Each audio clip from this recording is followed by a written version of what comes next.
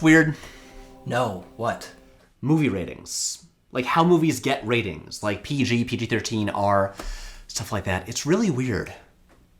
How so? Well, the Motion Picture Association of America, or MPAA, has a system for what qualifies or excludes movies from certain ratings. And that system gets weirdly specific.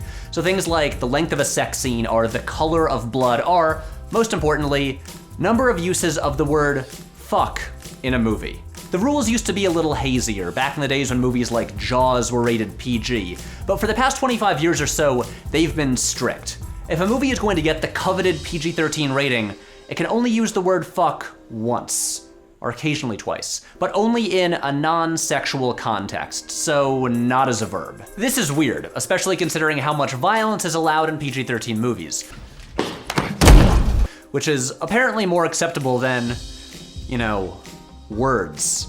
But while that's a silly rule, it also gives the word a strange power in PG-13 movies. If filmmakers can only use the word once, how are they going to use it? I hope you fucking choke! In R-rated films in which the fucks are limitless, the word can still be effective, but you hear it enough times and you kind of become immune to it. Not your fucking country clubs or your fucking TV shows. And what the fuck are you doing on TV anyhow? But in a PG-13 movie, we get used to the harshness of the language only going so far.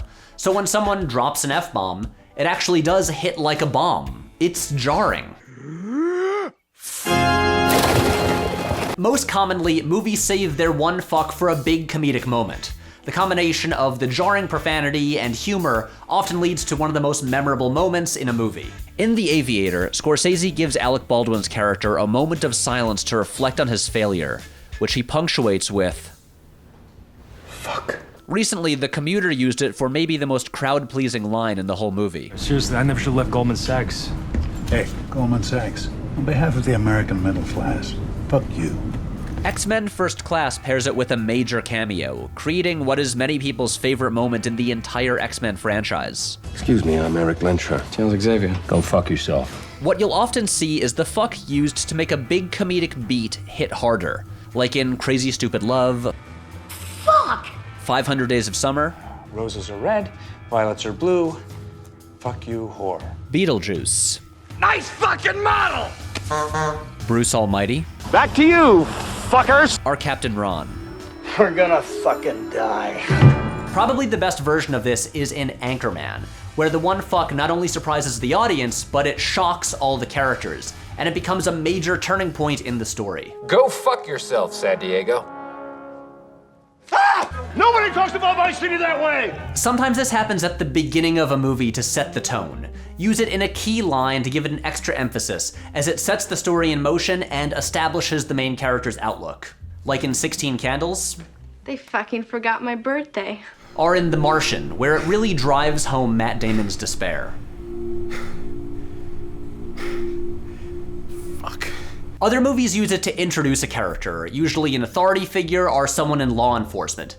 It gives their arrival an extra impact, and it gives them a sense of power as they are the one character in the movie who gets to use that word. You can see this with Hobbs in Fast 5, Stay the fuck out of my way. or Carl Hanratty in Catch Me If You Can. Knock, knock. Who's there? Go fuck yourselves. So Steven Spielberg, the filmmaker largely responsible for the creation of the PG-13 rating, is also maybe the most skilled at deploying the PG-13 fuck.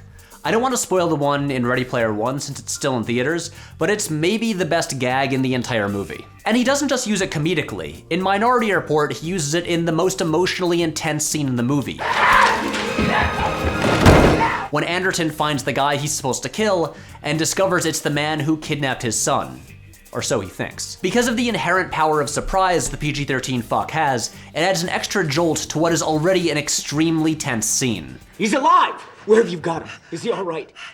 Tell me, you fuck, where is he? And you can find more instances of the dramatic effect fuck in The Social Network. Sorry, my Prada's at the cleaners! Along with my hoodie and my fuck you flip-flops, you pretentious douchebag! Or Interstellar, You fucking coward. where similarly, wielding it in an already emotionally charged scene adds some extra charge. And then of course there's the self-aware PG-13 fuck, which isn't quite as clever as it thinks it is. Do you know that unless you're willing to use the R rating, you can only say the F word once? You kidding me? No. You know what I say? Fuck that. So, as broken as the American movie rating system is, as dumb as their double standards are when it comes to violence and sex and profanity, like how does Lady Bird have the same rating as all of Rob Zombie's films? An odd benefit of it is that it's weaponized the F-bomb for filmmakers making PG-13 movies. It's added a new tool to their belt. It's a silly restriction that actually leads to a great creative opportunity. Fuck you! It's an evil fucking world. Not your fucking mommy. Oh, that's fucked up. So yeah, that's just something I was thinking about. You know what's funny about that? What? Well, this video is about PG-13 movies. Mm-hmm. But because of all the profanity in it, if this were a movie, it would be rated R. Kind of makes you think, huh? Does it? Yeah.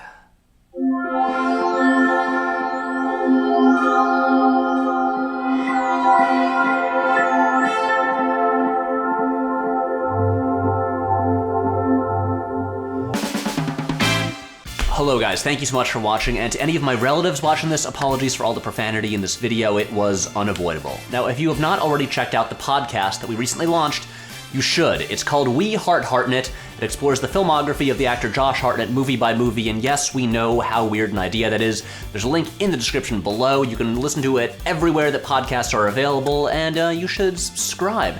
Now, if you like the videos that we're making, but you want to help us make them bigger and cooler because we want to make them bigger and cooler, you should check out the Patreon. If you want to yell at me about stuff and get updates on the things that we're working on, you should follow me on all the social media links. And I'll be back here next Wednesday with my parents for a new installment of Patrick Explains.